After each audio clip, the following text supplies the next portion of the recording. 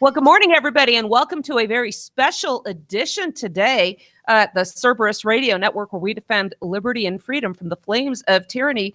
Brand new show, Waking Up Cerberus. We were kind of figuring out how we were going to do this today because looks like we have Jeff Johnson and Daniel Bailey. Greg Carpenter hopefully will be showing up as well. We all have a lot to contribute, and we are giving you 2 live hours of radio today. So we're delighted to be able to do that for you. I am Suzanne Sherman. Daniel Bailey is here, as I said, along with Jeff Johnson. We'll bring them both in momentarily. Want to remind you, you can follow us on Facebook, facebook.com/CRN for our fan page, Cerberus Radio Network. If you click a link there, you can listen to us on our Radio Co app. We have programming 24 hours a day, 7 days a week. You can hear episodes of the Wasatch Report, the Mark and Suzanne Show, Revolutionizing Radio. We'll hopefully be getting some more of those back. Let's see. We have Fundamentals of Federalism, and those are the articles that we have put out for you in audio format of the ones that have been published by the 10th Amendment Center. Abbeville Institute will be coming up. The Spy Who Loves Liberty, that's also up on our SoundCloud page. Please follow us on SoundCloud and YouTube. Share, like, follow, tell your friends. We really count on our listener base to do this. I believe we have a YouTube chat going on. I want to share with you how important it is for our listeners to support us. My friend Alan Mosley, I was on his show, The Gold Standard, a few weeks back, and it was an episode called Weeding Out Gun Owners, the problem we have with federal regulations with regards to firearms if you use marijuana either medicinally or recreationally. We have a conflict there, and the Fed's stance on that is in contravention to our principles of federalism. Let me tell you what my friend Alan said last night. We were talking about how difficult it is to get the word out for our efforts on this social media platform. Our friend Jim Bovard had said that Facebook is really doing him a disservice. And when I weighed in as well, this is what Alan said to me, that they were effectively shadow banned last June in only about 6 months' time. And thanks to some amazing guests, he was already reaching over 10,000 people per episode posts and was getting nearly 1,000 views on YouTube. And that was before they even got other app options for them to be heard as well. Literally a week later in June, he said he dropped to often double-digit reach, where it had been 15,000 before. From then to now, I've struggled to get even 20% of what he once had, and that's despite having had many high-profile guests. And we've had them too. We've had Jim Bovard, we've had Tom Mullen, Kevin Gutzman. We get the good folks over here. And he said they're totally at the mercy, as we are. We are totally at the mercy of viewer support and growing a core audience that donates to our cause and sticks with us and shares our episodes far and wide. The real funny part is, even if we pay to boost posts, and Jeff, we know we've tried to do this ourselves, from the show page, they likely get far less reach than before. So it's not even a matter of money. And, you know, what I had been saying was this is kind of a market saturation point. And, you know, the problem is, like what he says here, at the risk of sounding arrogant, I don't worry myself too much about market saturation. The market is only saturated with awful programs done by hosts that thoroughly lack any entertainment value. I have to agree. I don't listen to a lot of podcasts, and I certainly don't listen to the mainstream media. I think we, as they, have something unique that you're not going to hear elsewhere. But again, to get the message out far and wide, we rely on our listener support. I have a Facebook public page called the Suzanne Sherman's the Wasatch Report radio show that I've got almost 2,000 followers on there, and I will get a post reach of under 100 people. And this is the fact that Facebook is simply not getting our message out there. The wizards at the tech company do not like our message. We've seen people get booted off Facebook.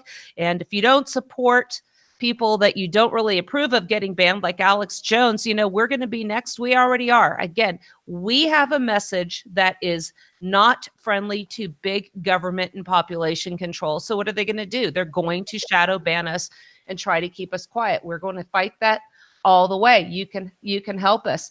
Daniel, I want to welcome you. I know that you can't be with us. Suzanne, Yeah. before you get away from that, Yeah. I just want to kind of expound on that a little. Oh, You sure. know, everything here at Cerberus is self-funded. We've never asked anybody for any money here.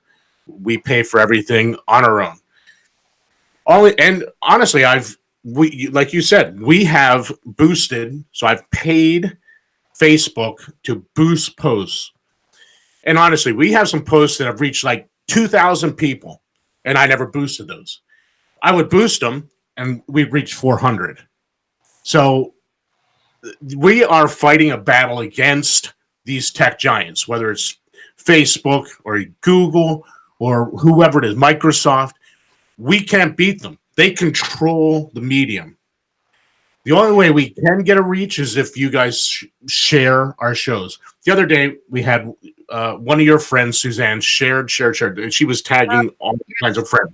Thank you. And I, Sue in Florida. what was her name? I'm sorry. Sue in Florida. She was just Sue in sharing Florida. with everybody. And this is really what it's going to take. Right, exactly. And in the near future, we're going to figure something out. Whether it's some books or something, we're going to figure out a contest. And I haven't figured out how we're going to do this yet. So if there's someone out there that's good at this stuff, but we're going to do a contest and sharing. Every week we're going to try to get some books. Whether we have a whole bunch of authors that are friends of our show, and we're going to try to get some books, and we're going to give them away. So the person that shares our show the most, as far as tagging friends, is going to get a book from us. We're going to figure it out, and that's something coming in the near future, because that's the only way. The only way we're going to grow is if you guys tag your friends, all couple hundred or 500, ever how many friends you have, tag them all and get them listening. And that's the only way we're going to grow, because Facebook is not going to help us. No, I completely agree. Also, just a quick update, Greg Carpenter will be joining us at the next hour. So this is great. We will have all of our 4 base hosts here until Mark Kreslins eventually gets his way back into radio with us. So we will have Daniel Bailey starting us off. I believe you've taken some stories that you want to share with us, Daniel. I've got a bunch I want to talk about. Jeff has some. So we're going to fill these 2 hours. Daniel, what do you have for us this morning? Oh, I got a little bit of a hodgepodge of everything, but we're going to start off with this one from the Daily Caller. And this is the one you gave me, Suzanne. Virginia Delegate Kathy Tran submitted bill to save caterpillars on same day as late stage abortion bill. So let's back up for a minute. We're going to save caterpillars, but we can kill a baby the day it's supposed to be born. Am I correct so far? That's what I'm getting from the headline here. Okay. The Democrat Virginia delegate, who has recently come under fire for sponsoring a bill in the Virginia House of Delegates that would allow the termination of a pregnancy up to 40 weeks old, which would literally be, like a second before birth, is also the chief patron of a bill that would protect the lives of fall cankerworms. Does anyone really care about the cankerworm? I don't see it. Democratic Virginia delegate Kathy Tran introduced House Bill number 2495, fall cankerworm spraying prohibited during certain months. On January 9th, the same day as House Bill number 2491, abortion eliminates certain requirements, Tran came under fire Tuesday for a supportive legislation that would allow an abortion to be performed just moments before the birth of a child. Seriously, I think we've now gone from when does life start to how late can I terminate the kid without people becoming outraged about it. Where it's obvious a woman is about to give birth, would that be a point at which she could still request an abortion? Republican delegate Todd Gilbert asked Tran. My bill would allow that, yes, she confirmed. So this bill obviously is very close to the New York bill that actually passed. The good news here is this bill did actually get the abortion bill did get voted down in Virginia. Tran's other piece of legislation aims to protect insects such as gypsy moth and cankerworm. Are we really that bored as a legislature that we have to make bills to protect bugs? Well, they do have their priorities. Can we go back to just naming streets and buildings Anyway, according to Virginia's legislative information system, House Bill number 2495 is a bill to amend and reenact subsection 15.2-2403 of the Code of Virginia, and to amend the Code of Virginia by adding in Article 1 of Chapter 9 of Title 50, blah, blah, blah, blah, blah, blah, blah, related to cankerworm eradication, prohibition on spraying during certain months. Well, I think we should just eliminate all the cankerworms. I don't see any useful thing for them. Tran apparently deleted all of her social media following backlash to her abortion bill. No, there wouldn't be any backlash from that. Virginia GOP comments, what do an unborn baby in the third trimester and Delegate Kathy Tran's Twitter account have in common? Neither can defend themselves on Twitter. That's pretty good. You know what? Okay, we'll look for the Virginia GOP account. What really struck me about this whole debacle, we'll remember, I think in about 2015, the Project Veritas videos, undercover videos, came out where it was revealed Planned Parenthood was selling baby parts in contravention to the law. And not only that, there were recordings of them laughing at the babies about the heads, close the eyes, take the meat. About taking the bones out from the pieces that they were selling. I want my meat without the bones. At that point, it was indisputable that we were engaged in a battle of good versus evil in this regard. Fast forward, we have a Republican-led House and Senate, a Republican president.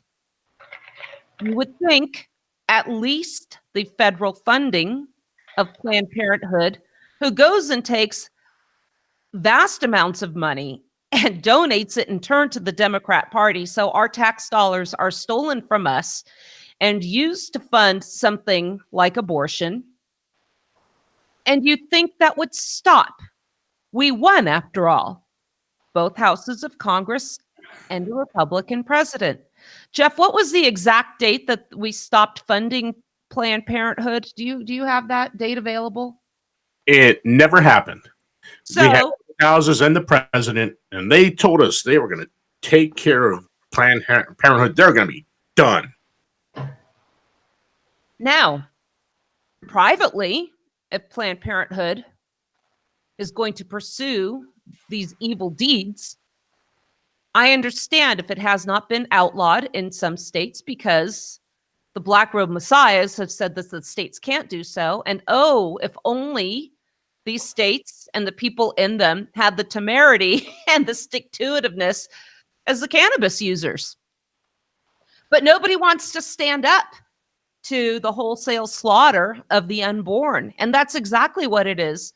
Over 60 million. And we need to call it what it is. It's the American Holocaust.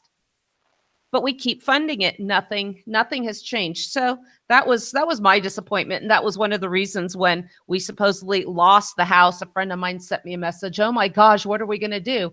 I said, well, really nothing, because not much is going to change. What tremendous inroads we've made on this regard, which is really none. And let's see, our listener, Jeff, did you see the video I shared via the governor? Yes, I have seen that, but we can't play that right now. Any more comments on that, Jeff? Yes, And then I want to touch on something you said. Yeah. You said that they take our money, they call it taxes, they steal our money, give it to Planned Parenthood, and Planned Parenthood turns around and gives it right back to the politicians. So do you realize that they're stealing your money to finance them being reelected by laundering it through Planned Parenthood? Now, this is not anything new. The states do it too. I'm in a union. It's a law enforcement union. They steal my money every paycheck, and they turn around and give it to this very same people that they're supposedly representing me to get contracts from, and they put it into their coffers to get them reelected so that they can keep me from getting raises or whatever it is. I don't care. I'm not a big fan of unions, but you understand what I'm saying. Here they are. They're going to steal my money that they've now just got me a raise. We just got a contract. It's an awful one, but we got a contract after 3 years, and they're going to take more money and they're going to give it to the very people that gave us the crappy contract. So it's the same thing at the states. They take our money and they use it against us, and we don't say a word. So they're going to keep stealing our money, giving it to Planned Parenthood, and they're going to keep giving it back to these politicians, and they're going to keep getting reelected because they can. Even in California, I remember there was a controversy where if you are an in-home caregiver for a member of your own family, some of these people were being forced to, I think it was join SEIU or one of those hardcore leftist labor unions, even if you don't have to have your wages bargained for, any of the benefits, which really aren't. I mean, there's a great piece, I believe it was by Mises, about the myth of collective bargaining and how it benefits everyone. And this is just the politicians and the unions are joined at the hip, and we are forced to support them. So nothing liberty minded about that. What else you got, Daniel? Oh, I was going to say, you brought up Project Veritas. The interesting thing of they were getting hauled off into court, I believe, down in Texas on criminal charges because they video recorded that meeting at the restaurant. Mm-hmm. Correct me if I'm wrong, but doesn't the Fed consider that a public place and therefore there is no expectation of privacy? Well, that's only if they want to intrude on our privacy. But if you're going to kind of interfere with one of their friendlies, then we have to have a different set of rules for for people like Project Veritas. I think that's pretty apparent. And also, I was going to bring this little nugget up. Which party had 7 of how many? It was 7-2 on the Supreme Court. Which party had the 7 seats when Roe v. Wade was ruled on? Right. Those 7 were appointed by Republicans. And this is why when they say we just need one more Republican appointed Supreme Court justice to overturn Roe versus Wade. And already Kavanaugh sided with Planned Parenthood. Remember in that case where they had the opportunity to address, I believe it was Medicaid and state funding of Planned Parenthood, and he ruled on their side. I don't have that in front of me right now, but he's already proven to be a disappointment in that regard. This isn't a morning show. We got to keep this light a little bit. Have any of you seen that meme out there of Ginsburg dressed up like Waldo, and it says, "Where in the world is Ginsburg?" I laughed so loud when I saw that because she's disappeared. She's fallen off the planet. No one knows where she is. No one's seen her. No one's heard from her. She's just gone. So now there's funny memes out there about where in the world she looks just like the Waldo with the glasses and the red striped shirt and the beanie hat. Oh, I was just laughing. It is kind of humorous. Did you see the milk jug one, Jeff? Yeah, well, yeah. You missed. You have to laugh about this stuff or we cry. And the question then becomes, at what point is she going to be replaced? Because we have no confirmation on how she's doing or if she's even alive. That being said, I think those that are wishing her harm are just as bad as those on the left saying that, Trump needs to be assassinated and that sort of thing. I don't wish harm. But at what point, if she is incapacitated, are they going to replace her? Remember, John McCain was probably incapacitated for who knows how long, and his wife was probably the acting senator, and none of us really knew it. It would not surprise me at all if she has already passed away and they're hiding that, and they're going to put it off just long enough until the election cycle comes up and they say, oh, no, we should, just like they did before. We shouldn't have to put up a Supreme Court justice for nomination and confirmation when we need to focus on the presidential elections. It would not surprise me at all if they were hiding her death as long as possible. Do I have any of that? No, but it sure seems like it would fit. Go ahead. Yeah, and you know what? This just illustrates what we've been saying all along. This Constitution is a failure. This is a perfect example.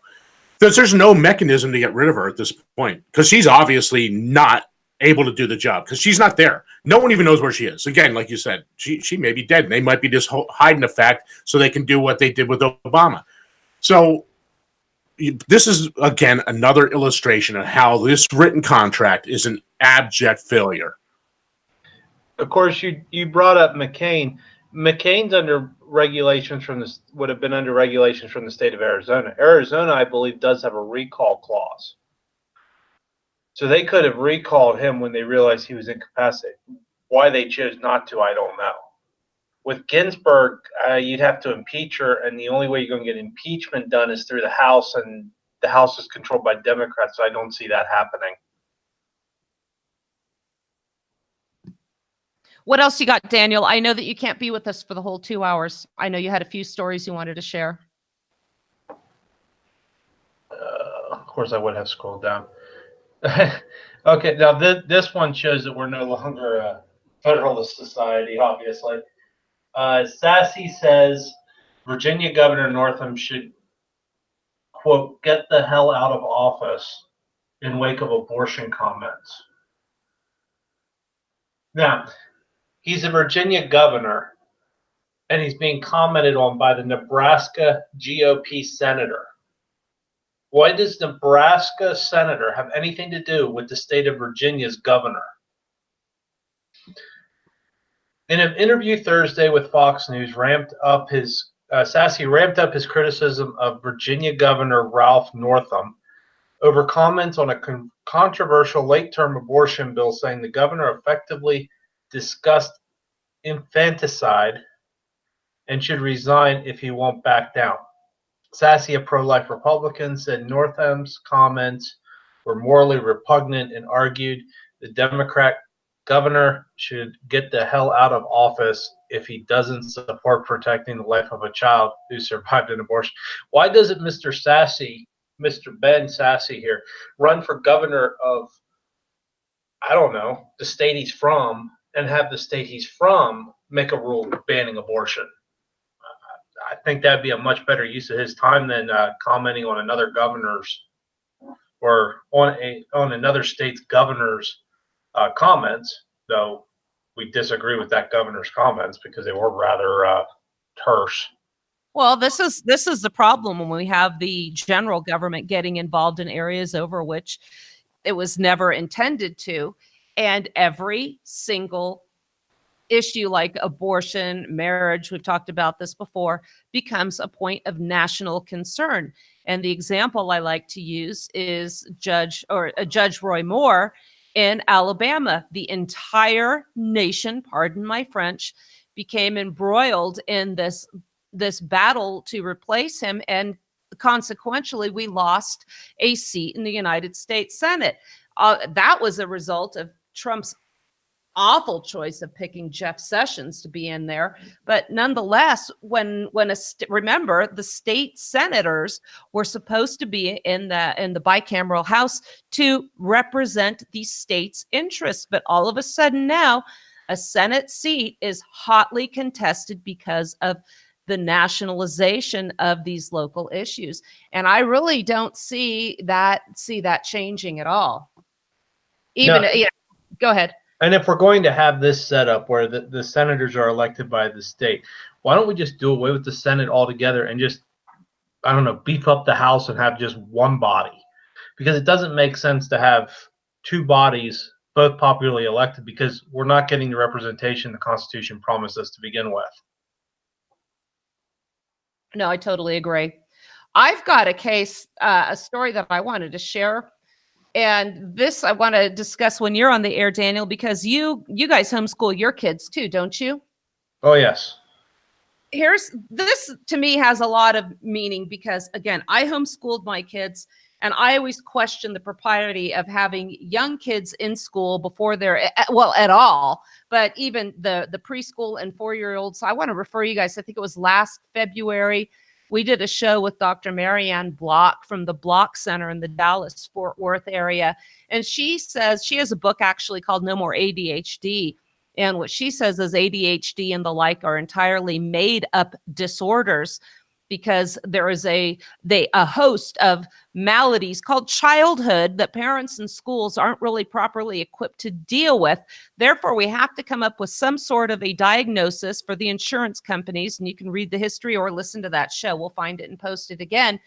So they come up with these maladies and they start medicating children.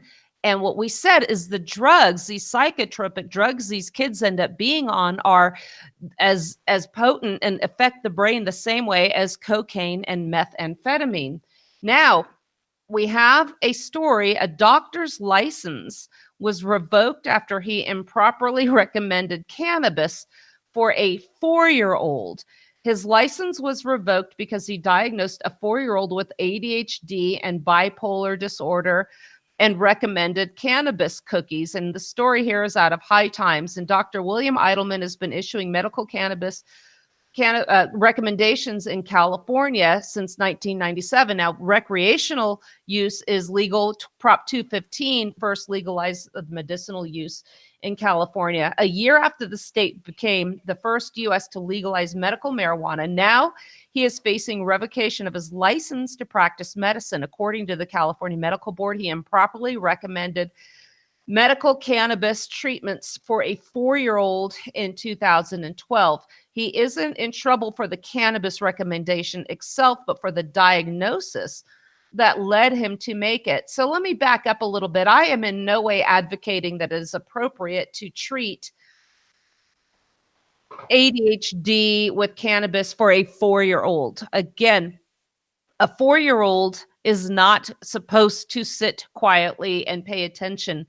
Childhood is not a malady. It is not a disease or disorder that needs to be treated with drugs. What these kids need is the presence of their parents to enrich their lives, entertain them. This is why I say we really need to explore the lifestyle choices we make when we have our children. I am a firm believer in stay-at-home moms. I know that is an outdated proposition right now. That's how I was raised. I homeschooled my kids. I gave up my practice of law. You see people that are so overextended financially. Both parents are working. I tell people it doesn't matter what you have to do, what sacrifices you have to make, move, downside. But the most important thing you can do is raise your kids. Let me get back to the article. His recommendation. Yeah. Go ahead. The other day we did a story about toxic masculinity. That was that whole Gillette ad thing, right, that caused such a furor. This whole ADHD thing is part of that. Boys cannot be boys anymore because boys are disruptive. So we have to medicate the childhood, the rambunctious, the individuality of that child out of them. We need to make little zombies out of them with medication. This all ties in together with that whole toxic masculinity thing. They are trying to emasculate little boys. Yeah, absolutely. And I'll get to that in a moment as well. But going back to this article, the recommendation suggested, the doctor's recommendation, providing this 4-year-old with small doses of medical cannabis and cookies. In the medical board report, the doctor described the boy as nervous and agitated, but not abnormal. But the boy's father previously obtained medical cannabis recommendation from Eidelman for his own ADHD and bipolar disorder years earlier. The father hoped that what had worked with him would also work for his child. Such misbehaving doesn't mean a child has attention deficit or a mental health disorder. Those determinations require lots of data, time with psychiatrists, and interviews with the child's parents. Eidelman provided none of that, so the medical board found his diagnosis grossly negligent. Now, let me explain here and expound upon what they say in this article, because if you remember, Jeff, this ties directly into my conversation with Dr. Block. How do they diagnose ADHD? Interviews with the parents, time with psychiatrists. They interview teachers. You fill out forms about your child's attention. Can 4-year-old or 6-year-old Johnny complete a task without being distracted? The answer is going to be no. They can't do it. What is missing from what I just explained here? I'm going to read it one more time. Lots of data, time with psychiatrists, interviews with the child's parents. Again, they also ask for teachers when you do this as well. Oftentimes, these requests for further diagnosis and examination of the children also becomes from the behest of teachers that want these kids tested because they can't focus in classrooms because they're bored out of their minds. So what is missing? Medical testing. And this is exactly what Dr. Block and I discussed. They do not check for allergies. They do not check for vitamin deficiencies, any other causes, medical, physiological, not subjective interpretations by non-experts of the individual's behavior. They do not look for medical reasons underlying these symptoms. What are the causes? What is the nutrition? What are these parents giving their kids? I remember when I took my kid, when mine were in school, I pulled them out in junior kindergarten and second grade, but it was my older son's birthday and he loves Eggs Benedict. And I made him that for breakfast. And when a friend of mine found out, she says, "Oh my gosh, I just throw so-and-so a bowl of cereal," and off he goes. Let's look at what is in a bowl of cereal. A ton of chemicals, a ton of sugar. It's all carbs. What happens? You get that carb crash. And then what Dr. Block explained is once you have that carb crash and the adrenals kick in, these kids get into this fight or flight reaction. Of course, they cannot focus. None of these issues are addressed. That being said, I have no issues with minors being treated with smaller doses of cannabis in substitution for these strong psychotropic drugs. But that being said, what is the appropriateness of treating a 4-year-old for being inattentive and having, this restless behavior? I really, really disagree with that.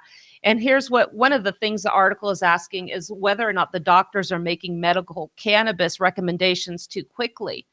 And I'm going to address the opioid side of that as well. Tantrums alone do not support either diagnosis. Remember, they were talking about this kid with ADHD and bipolar. The board wrote its decision to revoke the license. Labeling a child with a significant medical condition can be harmful if the labels are incorrect, and pernicious results may follow. Again, they are so quick to determine that there is a need for these strong psychotropic drugs. There was a friend of mine, again, this was in California, and there was a pediatrician who was passing out this stuff like M&Ms.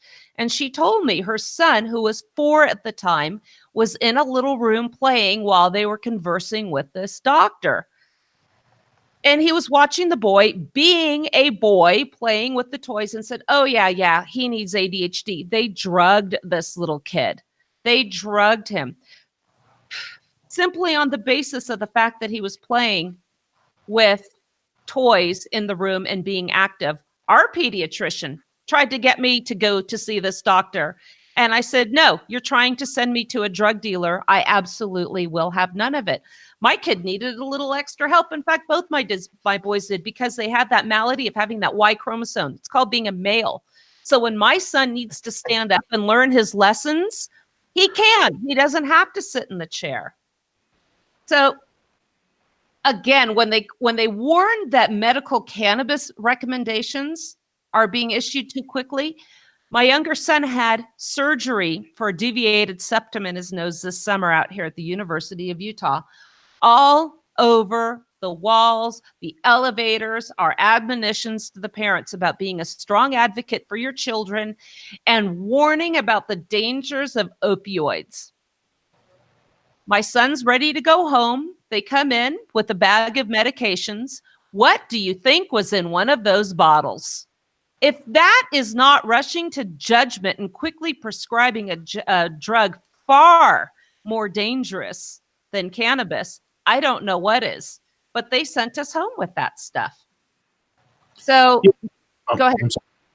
I was going to say when I was a kid, I was outside all summer long. I was outside playing, running around on our block with all the other kids on the block until 9 o'clock at night, and we ran and ran and ran. And you know what? I went inside, went to sleep. Today, I think one of the biggest problems that we have is the kids don't go out and play anymore. They sit in front of the TV and play on play computer gaming or whatever it is you want to call it. So they're not running off all this energy. So now what are they going to do? Well, when they go to school, they have all this energy. They can't sit still. One of the biggest things I think we could do today is get our kids back outside, running around in the woods, doing everything that would burn off all this excess energy. And I think a lot of these kids would settle down and be able to listen better in school. Yeah. And part of the problem is too, we used to run around all over the neighborhood when we were kids. We'd go places. Now kids do that, and neighbors call the police on the parents because kids are playing outside unsupervised. Well, what did I mention earlier? With all these homes with two working parents, the kids can't run around like that because the neighbors will call police and then CPS gets involved. So the kids go to daycare or they're indoors staring at computers. And then they're eating again. Look at the garbage that kids are being fed. We have lost. How many moms don't cook anymore? How many parents don't cook wholesome, nutritious foods? They buy the cereal, like my friend's mom said. We just throw him some cereal and off to school he goes. And we're seeing the results. I really try as part of our message to get us back to these basics of the family. And I love the traditional value. I'm sorry, moms. I'm sorry, women. This might not be very progressive, but be home, feed your kids, educate your kids. I love homeschooling. I'm such an advocate. How many of these kids would not have to be on drugs if we would just raise them? Like you said, Jeff, let them get out and play. They are consumed. They are being consumed by the school system because you know what? It's profitable. This isn't about what's best for the children. It's what's best for the teachers unions, and all the bureaucrats. Anyway, I just wanted to remind. Yeah, go ahead. Since when did we apologize for not being progressive on this show? Right. Not like any progressives listen to this, but here's another article again about the schools that I've been meaning to get to. Schools are banning parents from lunchtime visits. Do you guys remember when we were in school, our parents could come and see us. We could go back and forth and leave the campus whenever we wanted to.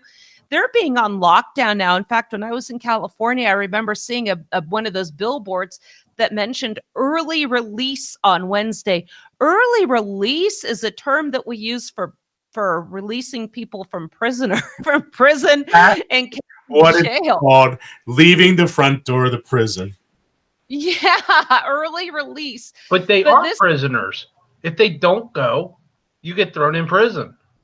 Yeah, I remember we would go on family vacations, and if we had an excuse from our parents, we're going on vacation, that was fine. Now we see parents getting fined and even charged with truancy. Parents can actually go to jail if their kids miss school. But there was an essay, this article talks about, this is from FEE, Foundation for Economic Education, and I love John Taylor Gatto. In fact, when I was trying to figure out what I was going to do with my kids, once I started doing research on the schools in the area, I realized this isn't going to work. And I gradually came to the conclusion that not only were we going to homeschool, but we were going to unschool. But John Taylor Gatto, very famous educator out of New York, he declared government schooling is the most radical adventure in history. It kills the family by monopolizing the best times of childhood and by teaching disrespect for home and parents. Do you guys remember, this was a while back, Al Gore was talking to a group of high school students in a gymnasium saying, there are things you know that your parents don't know, essentially trying to disengage them from the parental influence. And during the candidate the election cycle for President Obama, the kids were having, there were these television ads saying, oh yeah, we had a talk with our parents. In other words, the kids enlightening their parents to the benefit of an Obama president. This is pure Agenda 21, where they try to disrupt traditional family values and substitute the judgment of the progressive school industry for that of the families. Gatto, going back to the article, had spent 30 years as a classroom teacher and used his journal editorial that we're mentioning here as a resignation letter, concluding, I can't teach this way any longer. If you hear of a job where I don't have to hurt kids to make a living, let me know. And this may sound like an exaggeration according to this article, but government schooling doesn't really kill the family, right? Yet examples of schools sidelining parents abound. Most recently, the New York Times ran an article highlighting the growing trend of schools banning parents from the lunchroom. Traces this experience to a mother in a suburban Connecticut school who enjoyed visiting her young elementary school at lunchtime and on his birthday a couple times during the year, only to receive an email from the public school officials stating that parents are now banned from the lunchroom. Another parent told the district, it feels like a punch in the face. I chose the town for the schools. I'm so frustrated. The schools don't want me here. And you have to wonder, what are they also hiding? You see a lot of this indoctrination of the schools. And one of the complaints I see also with Common Core is that now the kids have their tablets and parents just can't log in and see what is being taught in these schools as well. I think this is a real concern. The article goes on to say that the schools blame the parents for killing the family. Schools officials say the parents get in the way and prevent the children's independence. The interim superintendent in this Connecticut school that we're discussing in the article said in an email to the parents, lunchtime is a valued part of the school day where students are encouraged to practice skills they might have been taught during other parts of the day. With the guidance of school personnel, students also use this time to practice independence and regulation skills. Let me tell you something. The kids are not allowed to do that. They're not allowed to speak freely. They're constantly being called into the principal's office if they say something triggering, wear the wrong hat, wear the wrong t-shirt. I'll tell you a story from yesterday. In fact, a good friend of mine out here told me that her son was in the nurse's office. She got a call from the school and said that he had been involved in a fight. Now, reminding you that the schools like to justify this time of being away from the parents as where they learn their independence. When we went to school, we got in fights. We settled our scores after school. And guess what? It all worked out. So here is a kid that tried to trip her son, and then he stepped over the guy's foot and he got smacked in the head and then attacked. He had a bloody nose, and they actually had him on the nurse's call with a head trauma protocol. Clearly, when he hit this other kid back, it was a matter of self-defense. What do you think happened? Her son has been suspended. So It's a zero tolerance rule. My niece went through that when she went to public school. Kid behind her on the bus hit her upside the head. She turned around and laid him out. Or, no, correction, I'm telling this wrong. The kid on the bus whacked her upside the head and they suspended them both. She never hit him back. Her mom sat right there in the principal's office, looked at her daughter and said, the next time you lay him out, if you're going to get suspended, do it right. Yeah, and this is what they're trying to do. Is I remember an incident on a school bus where a kid had a firearm and another boy got involved and stopped other kids from getting hurt. He took the gun away from this other kid, and guess what? He was suspended for being involved in a firearm-related incident. There's no room for common sense. in these situations. And I really fear for the kids of today. They're being taught that they can't even defend themselves, while the teachers are saying, well, we want them to learn these skills and interactive behaviors, but then they interfere every step of the way. Well, there is a ray of good news, if you want to call it that. The new governor in Florida has, by executive order, ended Common Core. Oh, let's run with that. All right. Florida Governor DeSantis signs executive order scrapping Common Core. In another reversal of former Florida Governor Rick Scott's policies, horrible governor, Governor Ron DeSantis ordered an end to Common Core type educational standards in the state. DeSantis' executive order directs Education Commissioner Richard Corrin to develop a roadmap for a new way to educate the Sunshine State's students. Florida moved to a Common Core type system under Scott. Change aimed at matching standards for other students in the U.S. Now, correct me if I'm wrong, but didn't this all start with Governor Bush down in Florida? I thought this outdated Rick Scott. Go ahead. That I don't know. I have no idea. Okay, I'll have to do some more research on that one, but I'm pretty sure this outdates Rick Scott. I'm pretty sure this goes all the way back to Governor Bush. State leaders made some tweaks to Common Core and rebranded it as Florida Standards. Boy, government's good at rebranding crap. But they remain very similar to Common Core. State governors, not the federal government, developed Common Core, and former Governor Jeb Bush did everything he could to sell it as fewer, higher expectations, critical thinking skills, benchmarked to the best in the world. Typical Bush. Critics of Common Core, include Tea Party groups, said it would take away local control and dumb down schools. Well, I'm pretty sure it has. I mean, we've all seen the math problem that it takes them 45 minutes to solve, and anybody with a third grade education in math can solve it in about 30 seconds. Well, and they've intentionally made this so confusing that the parents don't even understand how to help their kids do their math homework. Again, I think there's a far more nefarious goal here, which is another way of distancing the interaction, taking the time away from the parents who cannot help them, because this way of doing math really doesn't make sense whatsoever, and they make it unduly complicated. We're going to have a guest on the show coming up maybe next week, Tristan Dunn. We've been playing his music on the air. This flag ain't coming down, it's called, but he's from Alabama, and he was telling me that he is autistic. And for autistic kids, they really don't do well with the abstract. They need the concrete. Well, what's concrete? Math.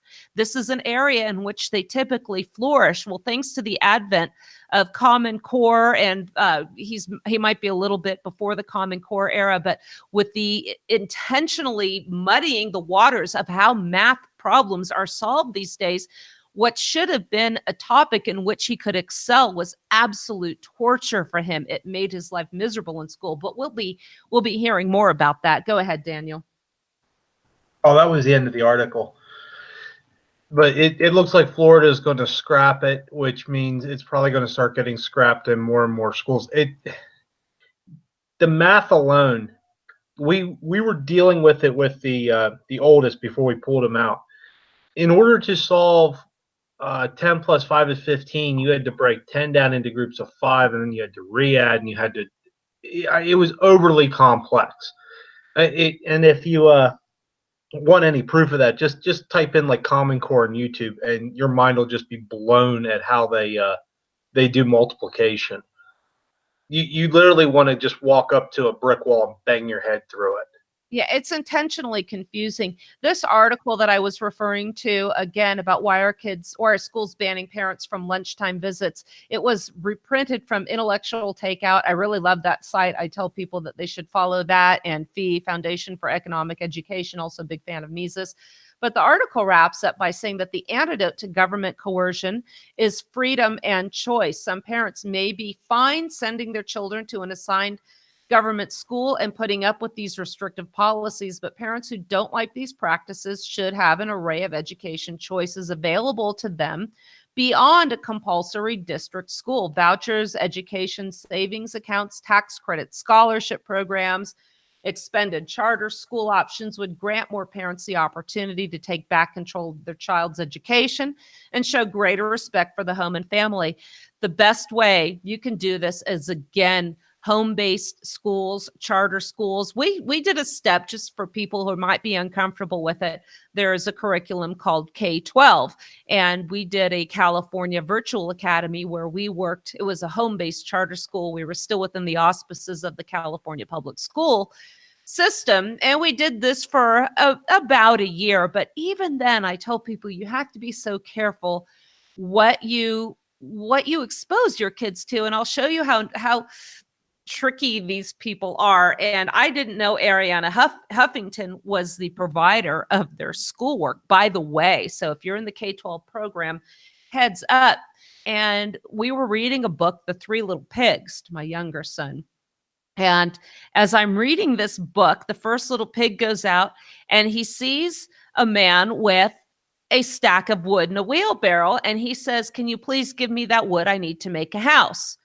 And I said, whoa, back up the truck. And I get on the phone with the teacher and she says, "Well, what's your problem with this? How did you read the story? Or how did you learn about the Three Little Pigs?" I said, and I know this sounds so stupid because you're almost shamed into thinking that you're just being hypersensitive by criticizing this. But I recognized what they were doing here.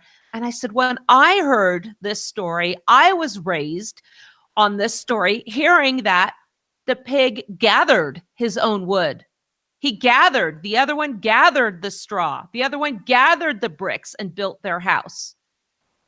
But here the story is planting a seed that he needs it. That guy has it. Therefore, it should be given to him. There was a scholastic book I was using for math for my kids, and there's a way of doing math they call the distributive property. The image they have in the top of that lesson is a white girl handing out dollar bills, throwing them in the air and passing them to children of color. It sounds incredulous, but incredible. I bet, I wish I still had that picture. I'll try and find something. Maybe it's online. But these are the seeds they're planting. Others need it. You have it. Cough it up. It does not belong to you. Then they're going to grow up and buy into all these policies. Fast forward now, we have Alexandria Ocasio-Cortez saying, and Bernie Sanders, all of them say we're going to have free college, free medical care, 70% tax for green policies, and kids are indoctrinated into accepting this. Well, I'm still trying to figure out how Cortez knew she needed so many signatures to get on the ballot, because she doesn't seem to know anything about civics. I think she might have been sick during that class each week. Well, we know that she was propped up by, whatever. I mean, she's just a product, again, of what happens when we have immigration policies intended to change the demographics to favor one party. It's pretty obvious. I've talked about the 1965 Immigration Act all the time. And this is why I say, when people start talking about immigration, this is why the founding generation and the ratifying states wanted immigration itself to be left to the individual states. That's completely different from the natural rules of naturalization. Article 1, Section 8, Clause 4, completely different from that. And we're seeing the results of an open immigration policy, a society that has so many different cultures the founders understood would be less able to resist tyranny. Hence our 1965 Immigration Act, and the policies that we see today and the demographics are very much attributable to the policies or the politicians that are being put into office. Suzanne, did you happen to catch that post of mine that garnered the ire of that gentleman that said I should read the Constitution before I open my mouth? Because I I correctly pointed out that Trump doesn't have the national emergency legislative powers No, he does in the not. Constitution. But I should read the Constitution. I kind of unloaded on the guy because I wasn't going to play games with that guy. So, and then I shared your article and Michael Bolden's article on that very item and explained to him that, listen, immigration belongs to the states. Naturalization belongs to the general government. There are two distinct and individual processes. But, I don't know. I don't know if I got through to the guy, but because I quit following that because I'm not gonna play the game. Well, we there it is. discuss a lot of these policies on K Talk when I'm on there with Paul Jensen on Tuesday mornings. It's really great to get our message and the original intentions of the Constitution, which we like to focus on here at Cerberus Radio Network, and expose so many people that are just simply not getting this information elsewhere. So I'm really grateful we have that opportunity. And what I try and tell them on the air, when they're talking about, well, Trump's going to declare emergency powers, he has that, and build the wall himself, even if Congress doesn't authorize it. And I said, the reason we buy into this notion is we really have, which America are you talking about? Are you talking about these United States operating under a constitution to which the delegates of the several states ratified? I refer you to Article 7. It's very clear that the states created and ratified this government, with enumerated powers going to the general government, all the rest remaining with the states. That is the heart and soul of federalism. That is the 10th Amendment, arguably the most important part of the Constitution. So we have the Jeffersonian version, the limited government version of the Constitution that was ratified, the Hamiltonian version, the Virginia Plan, which was rejected outright in Philadelphia, has now become the United States of America that we have today. The post-Lincoln, I say it's the Lincolnian America, where the states are, as Hamilton wanted, mere subsidiaries to the general government.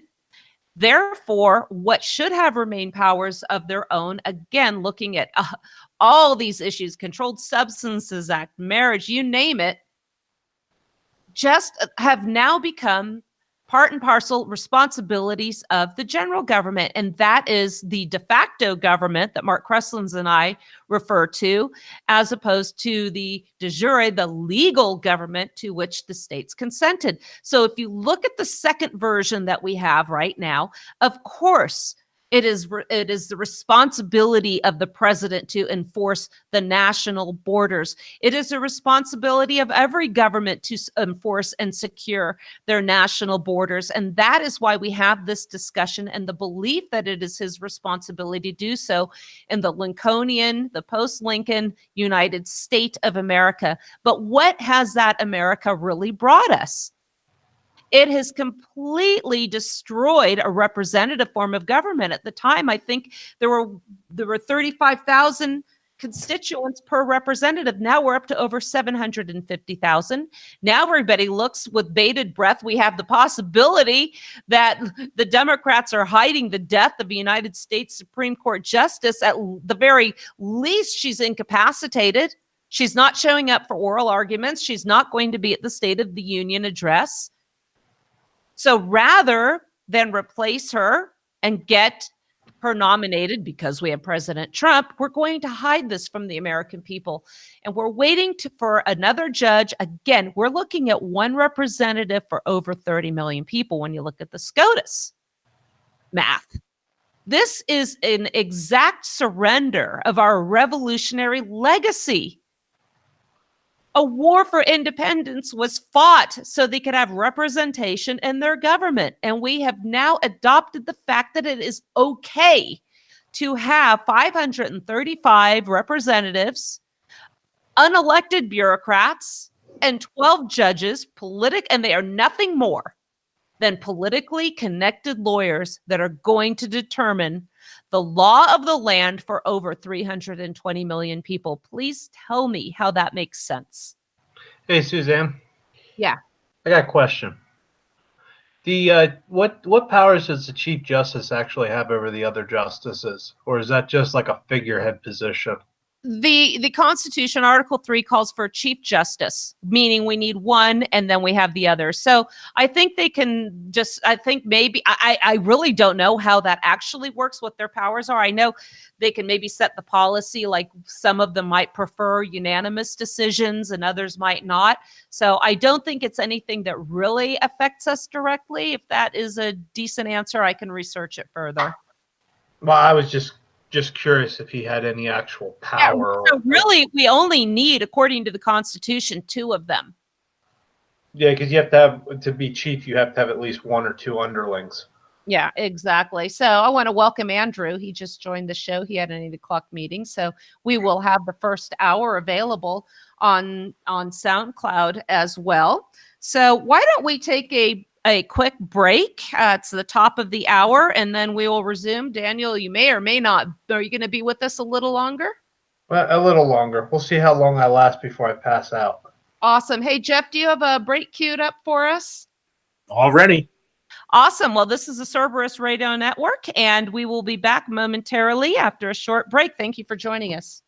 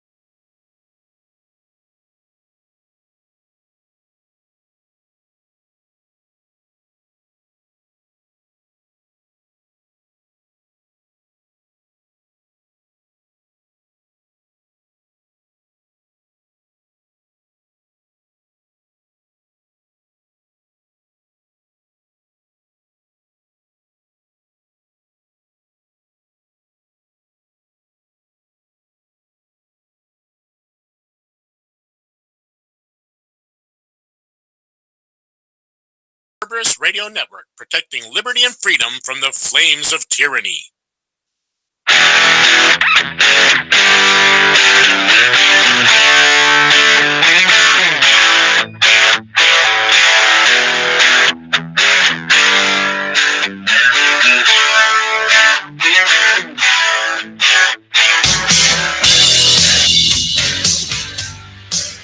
Well, welcome back to Waking Up Cerberus. It's a new show, I took a little bit of executive producer liberty this morning because we weren't going to be doing the Wasatch Report. We weren't going to be doing a Mark and Suzanne show. We weren't doing the Spy Who Loves Liberty.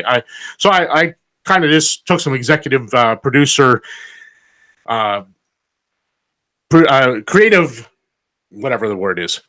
I've drawn a blank with it. So anyway, I took a little liberty and created a new show this morning. I hope you're enjoying it. It is kind of this compilation of all the different hosts of all the shows. We're all getting together and we're just kind of waking up. Suzanne is getting a cup of coffee. If everyone must know why I am doing the intro back in to the Cerberus Radio Network, where we defend liberty and freedom from the flames of tyranny.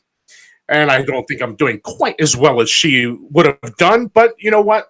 That's radio. You're doing fine, Jeff. Anyway, we now have in the studio, it's after the 10 o'clock hour here on the East Coast, and he is finally awake. He has his morning hair all set and ready to go. In the house is our good friend, Junk Bond, Greg Carpenter. Good morning, Greg. How are you doing today? Hello? Hello? Is there anybody in there? Out there? Over there?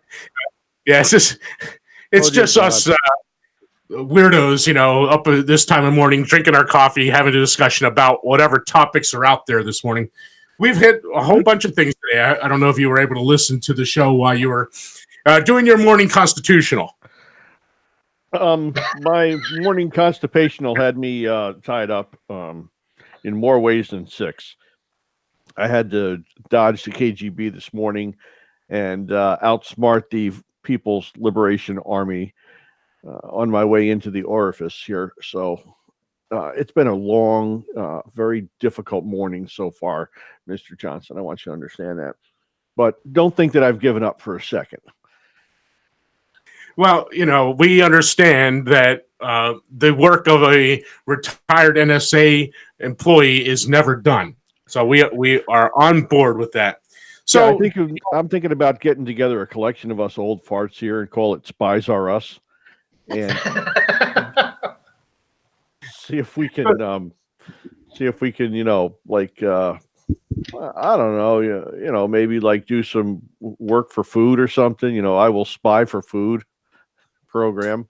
I mean, times are tough here on the East Coast, and with this storm out, I mean, I could stand on the corner with a sign. Literally in DC, you can stand on the corner with a sign anywhere, right? But I'm thinking, one of those little cardboard signs and say, "We'll spy for food," or "We'll conduct illegal surveillance for food." I can't see a downside to this at all. I'll probably have like all kinds of senators and stuff like stopping by. Hey, I have a job for you. I actually got work for you. You ready for this? Have you seen? I did this in the first hour, and so we'll reset with this because we're in a new hour. We have new listeners that just joined. I just said welcome to one in our live chat on YouTube. They better put their clothes on. I mean, I'm not into nude listening, but there's 2 memes. One is Ginsburg dressed up like Waldo with the glasses and the red hat and it says, "Where in the world is Ginsburg?" Have you seen that one? Or the milk carton with Ginsburg's picture on it. You could find out, is she actually still alive? We don't know. Yeah, nobody really knows if Justice Ginsburg's alive. And I don't mean to be, rude or crass about it. It's just the fact that, I mean, she's old as hell. And she's got to be propped up. In the new world. They put adrenaline in her every morning to get her out of bed. And I think they've cut that down to once a week now. The Depends shipments have increased 4-fold to her mansion. So I don't think she's getting out and about as much as she used to anymore. Hey, Junk Bond. Good morning. I Guten saw. Tag. I'm back. Those Keurig. I love my Keurig coffee maker, but holy cow, they are slow as molasses and don't make for good radio breaks. But well, it's cold up there. Of course, it's slow as molasses. But I saw her interviewed, and she was essentially, she looked like she was sleeping in the chair. She was hunched over. They would ask her a question, and then she'd slowly sit up a little bit tall and raise her chin. And that's the ghost. Well, you know what that is? That's the ghost of Vince Foster pulling the strings in the back. But what we were talking about before you joined us, Greg, was it wouldn't surprise me at all if they were not hiding the fact that she may have passed away, because they're going to use her as a pawn. We're going to use the Supreme Court seat as a pawn, and hold that hostage and say it's not appropriate to try to nominate a justice in an election in the middle of an election cycle. I don't think the founders ever prognosticated how absolutely filthy the political process would become. I don't know. I think George Mason and Patrick Henry came really close on that one. Yeah, if you read any of the ratification debates, or if you read anything from Governor Clinton of New York, I mean, there's so many of them.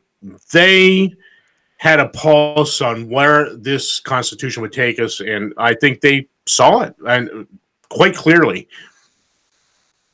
So, guys, I have a story out of Utah, and it's from the Salt Lake Spittoon.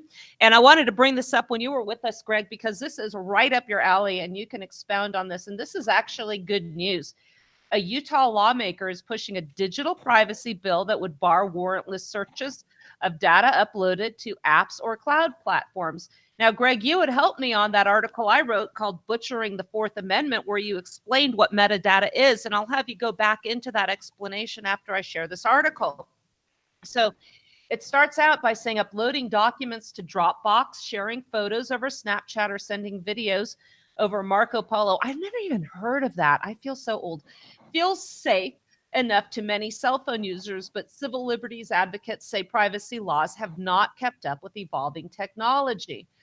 A bill now in the Utah House of Representatives attempts to strengthen those protections by requiring police to get a warrant before they can access electronic data shared by third parties, such as phone apps or remote storage devices. Remember, yesterday we were talking about the third party doctrine, but this proposal's wording is a source of concern. Of course, it is to some state law enforcement and local prosecutors who say it would hamper their ability to catch criminals or other lawbreakers. I love how they say criminals and other lawbreakers. What exactly does that mean? Everybody? So those are the people of governments who are empowered to break the law on behalf of that government. So well, that's what it is. I mean, there's programs around the world. Different countries have programs set up, and anytime you see the word special, like special programs office or something like that, I can guarantee you that those guys, as a matter of fact, who is it? India has a office in, I'm just going to say one of their parts of the government. It's called the Special Programs Access Office, or a Special Program Activity Office, or something. And that is the place where everything that you can think of that's illegal in Indian and international law happens. So I'm sure every government has one of those where they circumvent everything. So that's what they mean by others. Okay. It's government sanctioned illegal activity.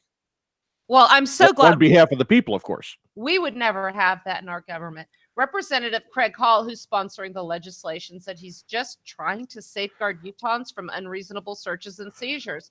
Thank goodness somebody is, at least. I want to make clear the protections that we now have in the paper world are also the place for the electronic world.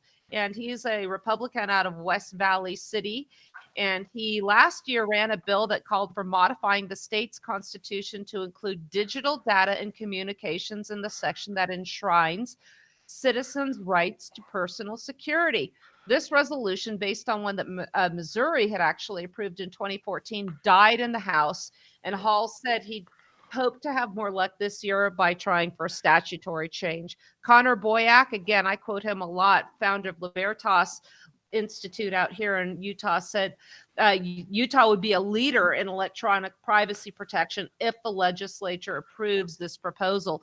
Now, going back to the pre-digital world, the United States Supreme Court held that people relinquish some reasonable expectation of privacy when they share the personal information with a third party, such as a bank. But with the dawn of computer and cell phone technology, data sharing is less of a choice than a fact of life. What have we said before? Try and communicate with somebody who's not in the same room and not use a third party. And Greg, we said this yesterday, even if you're in the same room with somebody, your little listening device is right next to you. So this bill would require police to obtain a search warrant before seizing any electronic data that a person has shared with a third party, whether it's a Google Drive or an app. When questioned, Boyack said he didn't expect the proposal would handcuff criminal investigations. All they have to do is get a warrant. And these days, you can get an electronic warrant. Remember Nurse Hubble out at the University of Utah, where a police officer demanded to be able to draw blood. And she said, no, I'm sorry, I must be an advocate for my client. Absent a warrant or the client's consent, you can't, or some form of probable cause, you cannot do this blood draw without a warrant. There were three Bingo. requirements. Yeah, and all he had to do was make a phone call, and they could have gotten one. This nurse was put in handcuffs. This officer even said he was going to punish that hospital by bringing all the transients there. He was eventually fired, and I know people out here that know him that are local. And this wasn't his first run with trouble in that regard.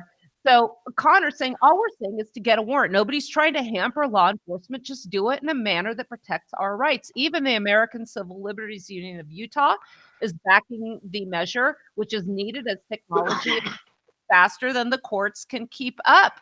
And that's according to Marina Lowe, the group's legislative policy counsel. Unfortunately, representatives from Utah Attorney General's office spoke out with concerns about a substitute bill language that Hall released shortly before the hearing began. And the substitute would cripple our ability to investigate internet, and this is what they always do, crimes against children. Will you status rats stop hiding behind kids? I am so tired of that. Commerce has moved toward the I internet. hate that. Commerce has I'm sorry. I've got to jump in for a second Go because ahead. I worked for a couple of years with Interpol, and I was on a team, and our job was, well, we were in the human trafficking office. And I want to tell you that we never had anything hinder our investigations. We never had anything that stopped us, slowed us down, got in our way when we were looking for kids. Every government in every, except Saudi Arabia, every country gave us every bit of assistance we could ever dream of or want when we were looking into crimes against children. I mean, that is the biggest line of horse hooky that I've ever heard of. And I think that that is a crime in and of itself to try to take the easy road to do something like that. We caught international criminals that would move, connexes full of women and children, 50, 60, 75, packed in the back of a truck, who had been living there for 3 months as they were shipped from overseas here or being shipped from here to somewhere else. This is serious. And to play around with something like that and try to whine and complain and cry that, well, we can't get something done because we're not going to be able to save the children if you take this power away from us that we stole. No, technology is always behind the process. Criminals are always ahead of the power curve. That's why they're criminals, because they figured out a way to cheat the system. You're not going to. Oh, this just infuriates the heck out of me when people bring up this hogwash that they're not going to be able to save the children or help the children. How many people did Hillary Clinton help? I'm just curious. How many children did she raise in her village and actually help? And she didn't need legal protection. She didn't need legal enhancements to ruin the lives of all these people. She did it all on her own. And a lot of people do that. And a lot of people are going to keep doing that. And it's going to happen again and again and again. We are not going to have a criminal that all of a sudden slows down and says, oh, you know what? I'm going to make them wait for a warrant. Mm-hmm. It's not going to happen. I'm sorry. I'm babbling now. I'm so furious. Well, you're going to love this because on the one hand, they're hiding behind, the children armor. But here is a speaker from the AG's office out here said the substitute bill could also inhibit civil enforcement actions such as investigations into consumer protection violations. How does that translate over into criminal activities? They're really seeking to. The hell's he talking about? Exactly. We can use this for essentially anything we want. Civil enforcement actions, consumer protection violations. What cannot fall within that realm? Arresting Hillary Clinton for lying to federal laws. Yeah, has the FBI and CNN showed up at her house yet, or at any of the homes of the people that lied during the Brett Kavanaugh confirmation hearings? You know, if you are a lackey for the Democrat Party, I usually don't go the left-right route like this, but if you are a lackey for the Democrat Party, these rules for which Roger Stone is being arrested don't apply to them. Let me get back to this really quickly because I want to wrap up this article. A representative of the Utah County and District Attorneys Association said she opposed both the original measure and its substitute, saying they would have sweeping unintended consequences and interfere with routine government operations. So we've gone from saving the children to consumer protection to routine government operations. So what they're essentially saying here is we are expected to have absolutely zero expectation of privacy if they interfere with routine government operations. Several members of the Judiciary Committee expressed support for the bill in concept and a desire to get it passed, but because of conflicting testimony, the panel on Thursday voted to hold the measure for further discussion. I will keep an eye on this and keep you informed here, but just the unmitigated gall to say that our privacy concerns could interfere with routine government actions, to me is I'm kind of disgusted. And to really say on the one hand, this is to protect children. Well, is it to protect children or is this for routine government behavior? For routine government behavior is all it is, because they don't want to work in accordance with the rules that are in place, and they want to take. And I applaud this guy for making the effort, because it usually takes much longer for some legislator to come up and say, okay, you know what, the technology is way, way, way far ahead. You know, the eavesdropping acts that we had in place for years, technology blew past that, and no one did anything about it, which opened the door for the intelligence communities, not just here, but internationally. There was a similar thing in place. But it allowed intelligence communities all over the world to run amok. And so, you know, even though the U.S. government may not be spying specifically on you because they don't care about you, well, guess what? The Dutch are, the Finnish are, the South Africans are, the Indonesians are. All these countries, if they have capability, they're spying on you, because Americans are the focal point of information in the world. So somebody else is spying on you. And with all of the treaties and information sharing arrangements and agreements that are in place, guess what? This government here is going to collect all that information that was legal, and I say legally because in their laws, it's legally collected by other governments. They're going to obtain all that information anyways. This is how governments work, in case somebody like missed it, in case you pulled a bag over your head and started smoking like way too much ganja for breakfast in the morning and followed it up with highballs in the afternoon. Governments share more information than you can fathom. It's big business that drives the information sharing back and forth, as well as government control of populations. That's the key. The easier to control a population requires all of this talk back and forth between countries. All the talk back and forth between countries requires the information being shared by everybody.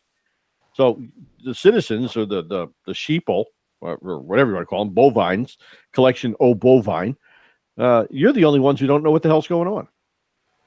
Greg, Yes, Jeff. I'm sorry. after I'm hearing your dismal assessment, I do now realize we are finished. Oh, is the show over? I didn't realize it was that bad. I'll go get more coffee now. Dude, I live with this every stinking day. I mean, I try to let little bits out to people so I don't overwhelm them all at once, but this just pissed me off. Like, Yeah, you said anytime you hide behind the kids, I want to go out and choke some Yes, whining legislator. on us, so I figured we were finished. Thank you for that obscure delayed reference. That was completely true. Oh, this is a morning show. We got to have some fun once in a while. Oh, this isn't fun? I'm sorry. So, but I had discussed this before in an article the 10th Amendment Center published called Butchering the Fourth Amendment. And again, this is the problem with the dog and pony show that we had for the Kavanaugh confirmation hearings, because everybody was taking so much delight in the left outrage over this candidate and the Me Too, all the, the hijacking of the confirmation hearings. And I mentioned this yesterday. We completely ignored Kavanaugh's stance on the gathering of metadata, saying it is entirely consistent with the Fourth Amendment. And this is a quote from him: "The government's collection of telephony metadata from a third party, such as telecommunications service provider, is not considered a search under the Fourth Amendment, at least under the Supreme Court's decision in Smith versus Maryland, a 1979 case. That precedent remains binding on lower courts and under a hierarchical system of absolute vertical stare decisis," meaning judicial tyranny. But Greg, you had mentioned that this metadata isn't just little, bits of binary information code.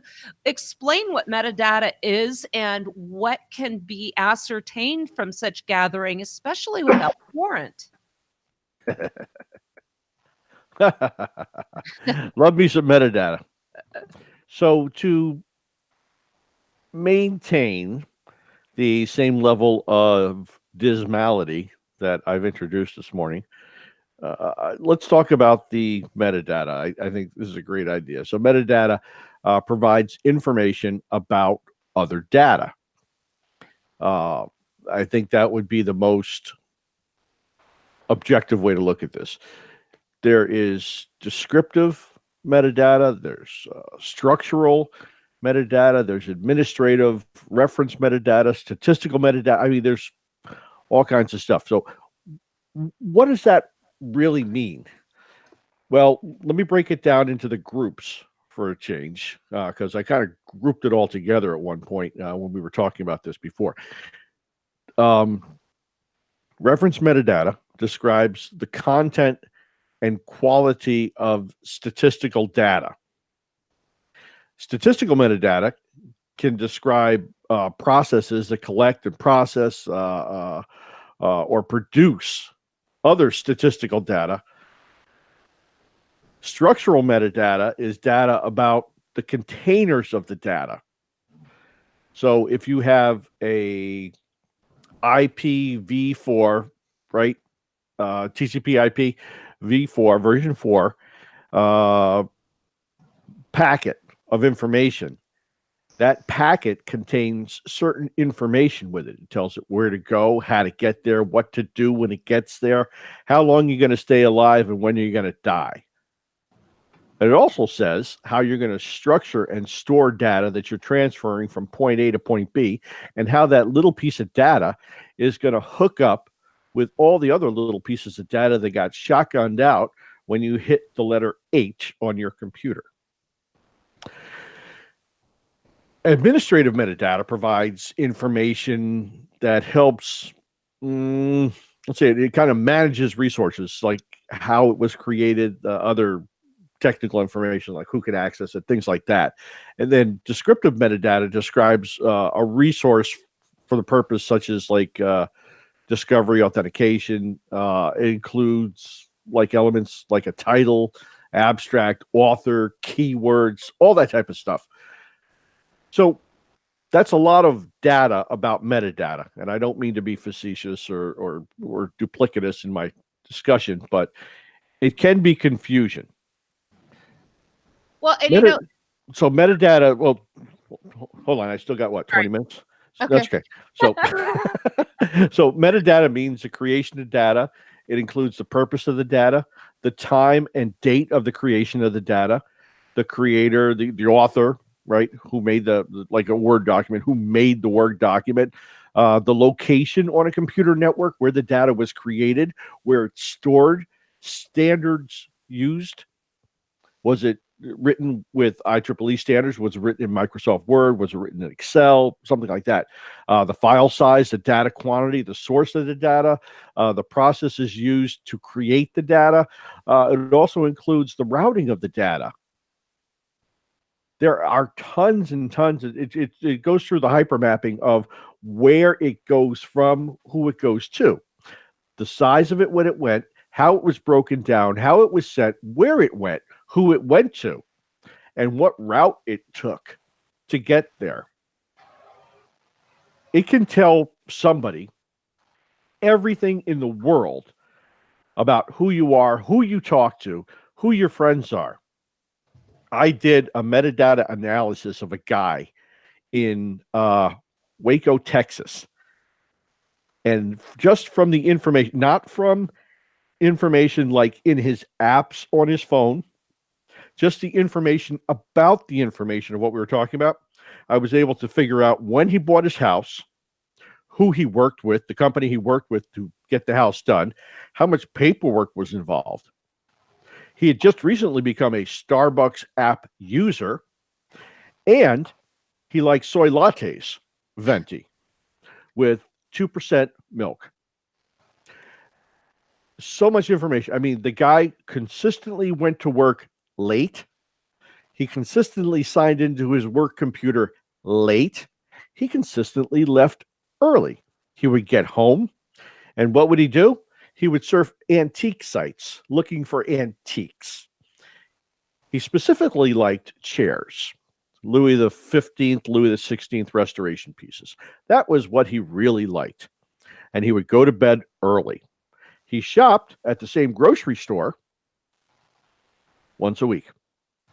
And he made no deviations from that unless it was to a 7-Eleven, which was around the corner, because he needed milk or eggs. I got all that pattern of life, who his friends are, who met him, who came over the house, all of this just from looking at the information that contained no text whatsoever. I was able to map out his whole life over the course of a week to see what he did, where he went, what he bought, and who he was with. Metadata is more powerful than you could ever imagine. And this country and every other country out there collects your metadata. And when I say that we are not the customers of Facebook, Google, and all these other apps that we're being exposed to and used to enhance our experience or for our convenience, we are the product. Our lives, our souls are being traded. And we are doing this voluntarily because, let's face it, it makes our lives easier. But people don't understand how intrusive this is. In fact, if you listen to any of these discussions on the mainstream media, you're going to be told that it's not that intrusive. And in fact, it is necessary to be, this is necessary for national security under the Excuse me, let me tie the tourniquet around my arm as I inject the heroin into my arm. And I remember when the Patriot Act came out, the pundits all, when I was back watching the mainstream media, well, this is necessary for national security. Nobody's going to read the content. They can't really tell anything about you. And besides, if you have nothing to hide, why are you concerned? And this is what Kavanaugh had alluded to as well when he mentioned that the NSA program does not capture the content of communications. But as you just proved to us, that is not the case at all. You can find out anything about a person. Let me read something to you and tell me if this conforms to what the government is doing with regards to our personal, private, and sometimes intimate information. The right of the people to be secure in their persons, houses, papers, and effects against unreasonable searches and seizures shall not be violated. And Hey, where'd you get that? I know, I'm making this stuff up. I'm this crazy radical. No warrants shall issue, but upon probable cause, supported by an oath or affirmation, and particularly describing the place to be searched and the persons or things to be seized. Now, Can I get one of them? yeah, right. Let's talk about how does this jive with these stingray things? Oh my gosh, you guys are like up on everything today, aren't you? I'm taking advantage of our time with you. You know, I know Mike Meharry talks about, our friend at the 10th Amendment Center talks about stingrays a lot, and I've never been able to adequately explain them, but I've got you here, so I'll let you do that. I want to get Jeff's opinion of the stingrays first, because I'm very interested in getting a peace officer's opinion of the stingrays. Well, that dude from Australia would be alive today if it wasn't for a stingray. Oh, no. Would you stop it? It's early in the morning. I'm having a great time here in the People's Democratic Republic of Northern Virginia. Quiet here. I hear about 7 or 8 of them coming down they're right outside the window now. God, cripey. Look at them out there. Democrats are roaming the streets free. Honestly, stingrays are part of a bigger problem. It includes license plate scanners. They can scan your inspection stickers on your car. They can scan. They not are mine. You know what I do? in just massive quantities. I put a little bit. I have a little bit of coating that I put over that stuff. So when they try to scan that stuff, it comes back unscannable. Yeah, it's like a clear coating you can put over your license plate. In fact, it's really cool. My son was actually telling me about that. I'll tell you a little story that happened out here. I mean, these guys, it doesn't have anything to do with the stingrays, but it just goes to show, if you have a radar detector, now they have these radar, the speed detectors that using radar while they're moving. Remember, we used to see them always just while they were parked with their radar guns out. But now the radar is when they're moving, they're always going on. And my son was coming up from Park City. Gosh, I probably shouldn't say that it was my son. A family member, somebody I know, was coming up over the crest from Kimball Junction in Park City, and the storm, it was a really bad storm. He was not speeding. It was going to be physically impossible to speed. And all of a sudden, the full K-band didn't even get a warning first. And there was a state trooper about half a mile ahead of him. And when he slowed down a little bit, he saw the brake lights went on. And the state trooper slowed down as well. Well, he's coming up on exit 40, which will take you eventually into Denver, but Heber City and all that down there. And the first exit from there is about a mile down there. And once you get committed and make that exit, you cannot go back. So he decided to see what this trooper was going to do. He put his blinker on and went into the exit only lane. Sure enough, the state trooper did the same thing. So he held it. And once the trooper was committed, he dropped a gear and then went straight and did not exit the freeway. And fortunately, there were 2 cars ahead of him, and he tucked right in and was just, cruising with these other 2 vehicles.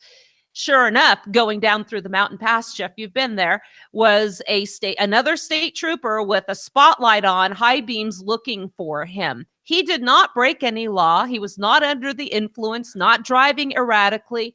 For whatever reason, they were looking for him, but they weren't able to identify which vehicle it was. Why they wanted to stop him, I have no idea. So that's what happens when you don't break the law. Yeah, you're still going to get hassled. Hey, let's talk a little bit about these firearms laws. Well, let me do the stingray real quick. Oh, I'm sorry. I asked you a question, then didn't even let you answer it. Okay, go ahead. No, that's okay. I expect that from lawyers. Yeah. See, if you practice more. Jeff. I'm sorry, I didn't mean that. It's easy target this morning. Jeff, I can hear you. The metadata of you laughing right now is overwhelming my sensors here. So Stingray is what's called it's an IMSI catcher. Now, I wouldn't say I am aware of these things or have intimate knowledge of how they work. I do know that they set up a fake mobile tower that acts as a between the target phone that you have and the real service provider's tower. So it's kind of like a man in the middle of attack. You can do it on 3G, LTE, non-LTE, 5G, almost any network now. They'll work. It's used by a lot of law enforcement intelligence agencies. And what they're doing is they're just setting up a fake cell tower.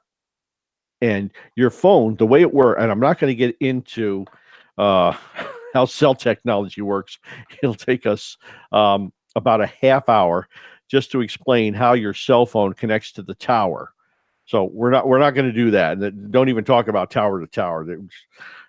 Ain't nobody got that much time. So just understand that you could set it up. For example, if I had a house that was in Manassas, Virginia, that had a lot of property, I would have IMSI catchers located somewhere in or about my property. If I wanted to have eyes on my property where I didn't have any other type of physical barrier to keep people out. So I would be able to find out who's coming through and walking through or in and about my property without me actually being there, without actually setting up a camera surveillance system or something like that. Because as soon as you come walking through my property, you can set up the proximity for the man in the middle tower, the Stingray. It's just one of the many man in the middle tools that you can use to collect MGs for phones. It really is adjustable to the point where you can have it limited to like 20 feet, or you can send it out to like a half mile or so. I forget the exact distance. Again, I don't know anything about this tool, but I'm just saying if I did know about it, right? So you collect the IMSI. Now, what's the IMSI? It's the International Mobile Subscriber Identity.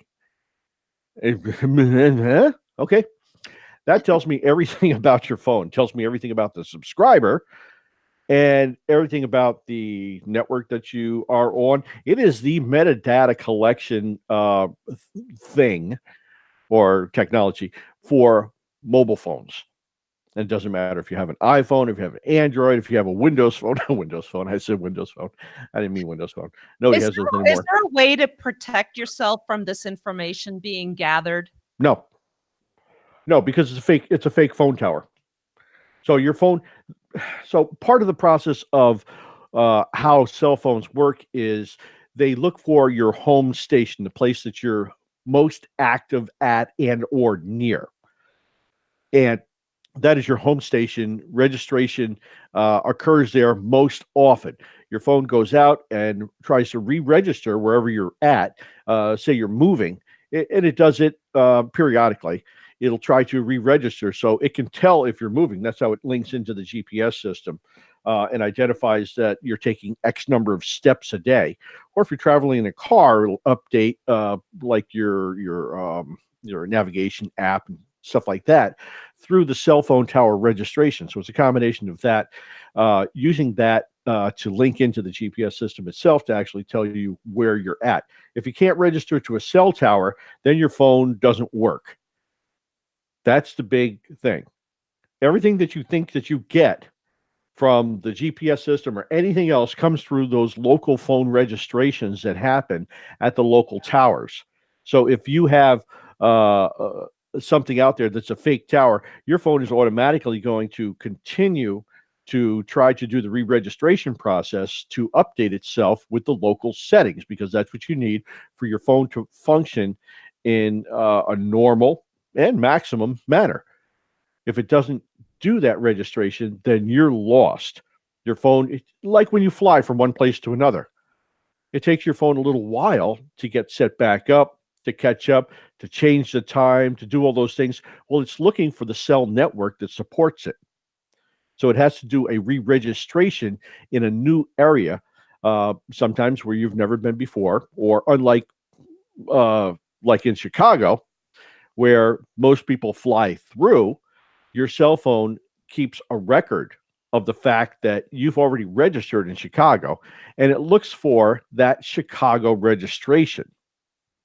It doesn't necessarily have to be a specific cell tower itself, but it looks for the registration once it starts to gather information from the cell towers that are in and around it, or in a Wi-Fi network that is supported through that cell system. Then it'll catch up, it'll re-register and hook you up with everything you're supposed to be doing. It's the same concept of why you have different zones for DVDs. Like we're zone 1, right?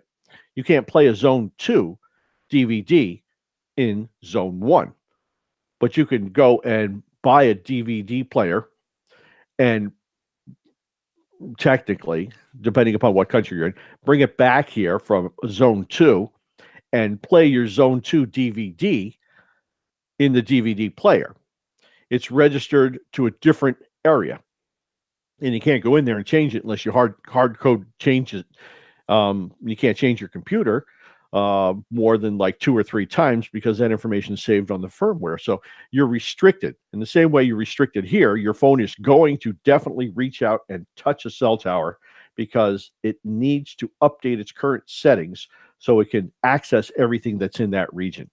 Is that Stingray device functional, or does it, with regards to our being able to use the phone, or does it simply gather data? It is used as a pass-through. It's a man in the middle, so it's kind of like this. You're sitting on a park bench in the park, and you watch people pass by you, right? You don't affect them. You don't interact with them. You sit there and you just watch them, and you write down all the information about them. And you note that they have a cell phone or something, and you can turn on your computer. You can set up a man in the middle, collect all the information off their cell phone, but you let them walk by and continue on. You don't affect the signal. You don't affect the telephone conversations, the texting. None of those things are affected, and it's all invisible to you. Now, there's computer tools that do this all the time that you don't see, that will collect all the information that go back and forth on you. So this is nothing new. This is just used for wireless technology or cell technology specifically, not wireless technology. Sorry about that. So Greg, you keep spreading this cheer this morning. So what you're telling me is that my phone is looking for Skynet to hook up with, and I can't do anything about it. Gee, you're just full of good news today. It's my job, brother. It's to enhance our experience. Now, I also like to talk about cats versus I felt enhanced when I learned about it first myself. Cats versus the United States. Back in the days before electricity, when I was learning, which one is this? About cats versus the United States. Oh, and at issue there was somebody that was charged with transferring funds using a telephone. Right. A telephone booth. And the issue is there a reasonable expectation of privacy? This is from the 60s. I remember this one. Right, when you use a public telephone. So now we take our little recording devices with everything that we have accessible, our banking information, our photographs, pretty much our lives are on these telephones, which can be accessed by all these intergovernmental agencies. Something else now, what I remember when I was in Los Altos visiting family, there was an article in their local paper that the police, Los Altos Police Department, had asserted the right to look at anybody's phones. So if you get pulled over, the police said you have to hand over the phones and they have to look at it. I'm thinking that's absolutely insane. Now, fast forward to a few years, there's this thing called a textilizer. Have you heard of this? Yes. Yes. Once again, we have the tech companies in goose step with the governments, and this device will plug into your phone. The police officers will have it, and they did a demonstration. They're driving in a parking lot saying, don't do this when you're driving, but we're going to demonstrate this for you because, yes, they know that the people that watch them are completely stupid. So he's showing him in a parking lot, accessing Facebook, making a phone call, sending a text. And again, they say, don't worry, we don't know the content of what you did, but we look at the screen swipes. So now he meets with the police officer. They plug this device into his phone and shows everything he did. The point being, well, we solve crime. If you were in an accident, we can tell you were on the phone. So again, this is all under the auspices of solving crime. But here's the problem. Well, hold on, Suzanne. Unless you have an app that actually goes through and masks all that stuff, just on Twitter at GSCarp12, if you're curious. We can help you out with that. And What it's if not you illegal. have that though? And they say, oh, it's against the law to have this app, or we know that you have this app, therefore that's an indicia of guilt. You know, we talked about that highway sign on Interstate 70 out here that said they were going to be searching for drugs, and anybody that made an illegal U-turn, that would be probable cause to get the canines out and search the vehicle. No, because what this app does is it deletes all of the metadata every 10 seconds. Oh my gosh, I want one of those. So basically, it runs on a continuous loop, getting rid of all of the superfluous stuff on your phone, and it makes your phone run better, faster, more efficiently. It has nothing to do with trying to hide information from the police that they shouldn't be looking for in the first place. It just enhances the user's experience using their cell phone. I want that. Listen, now think about the breathalyzers.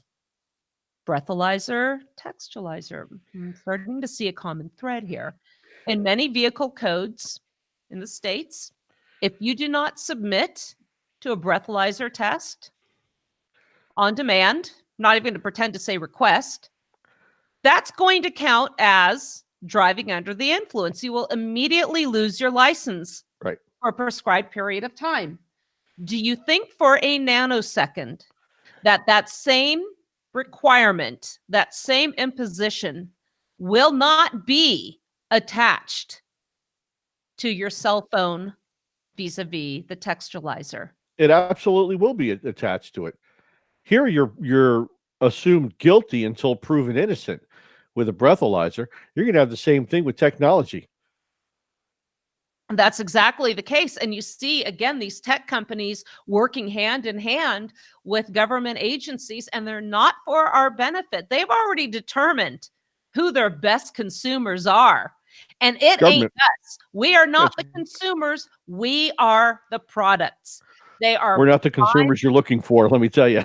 Exactly. So look for, as this textualizer comes out and gains popularity, why do you think we have so much legislation also for hands-free devices and anti-texting laws?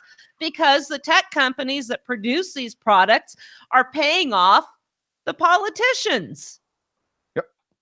Big time. And the other, the other important, interesting part of this whole thing is, many years ago, I say many years ago, I cracked myself up.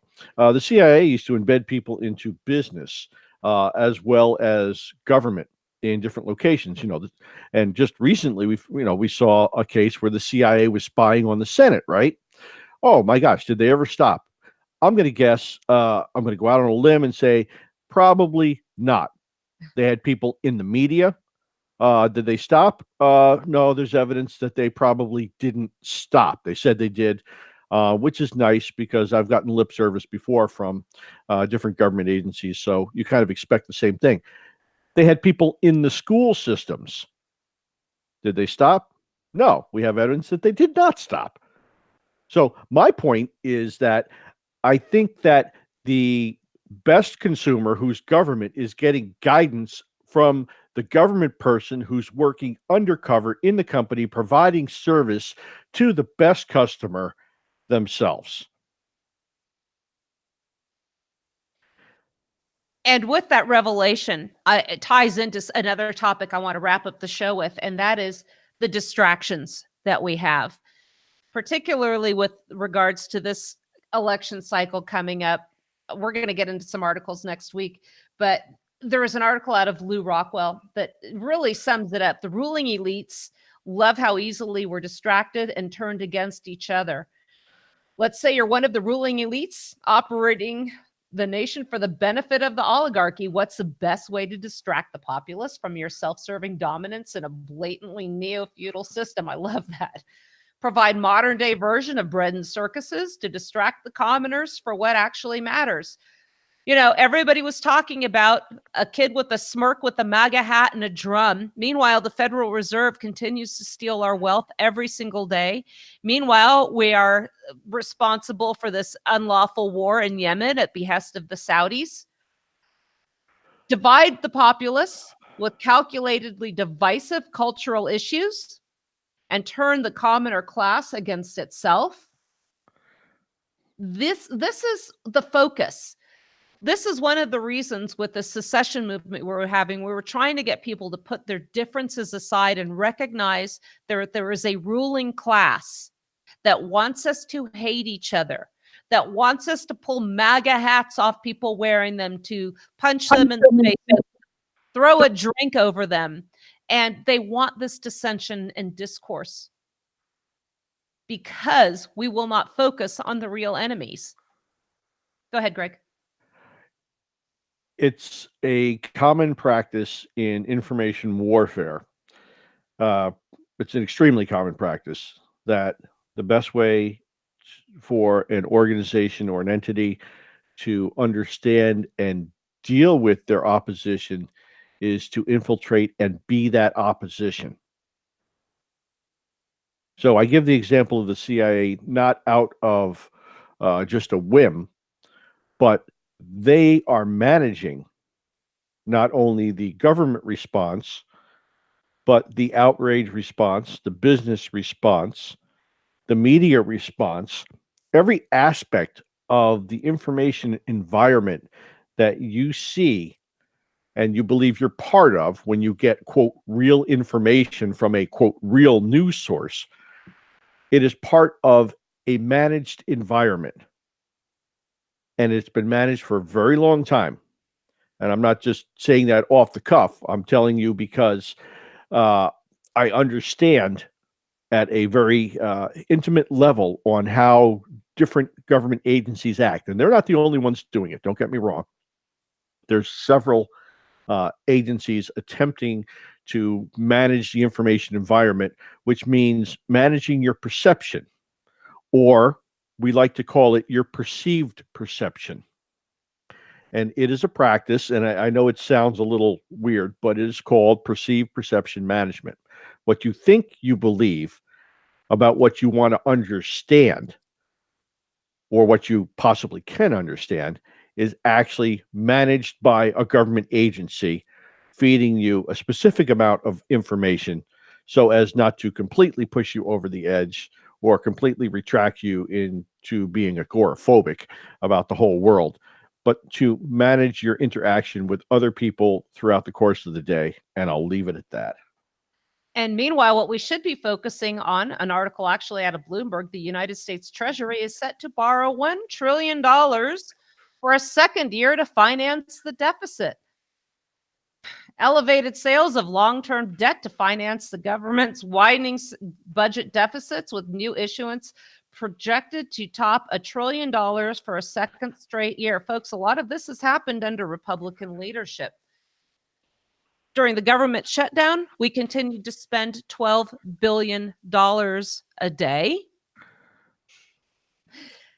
I think our biggest threat when we talk about national security, the borders, drugs, what's going on in Syria or Yemen or Iraq, Iran, our biggest threat to national security, is it unfair to say, is the system of fiat currency and economy and debt that is ultimately unsustainable. Is that a fair statement to say? Jeff and Greg, you weigh in, then we got to wrap up the show. Go ahead, Jeff. No, go ahead. I'm going to do the producer stuff. Go ahead, Greg. Oh, he's producing. Oh, of course. Now you're a producer. You're not a consumer? You got to be kidding me, Jeff. Come on, man. Yes, it's fair to say. Absolutely. It's matter of fact, it's stinking spot on. You know, folks, this is the stuff you're not going to hear on the regular mainstream stream media. We like to kind of take some time to get into these philosophical issues because this is the stuff we really need to be focusing on, yes, there's going to be another presidential election cycle. At some point, we're going to sit here and weigh in on what we think is going to happen. I was thinking maybe we would do that today, but we're out of time. And I want to encourage you also, Greg, do you still have copies of Reverse Deception, your book, available? I do, as a matter of fact. I have some. I got a couple sitting over here, but you can get it off Amazon for, I think it's like $24 now.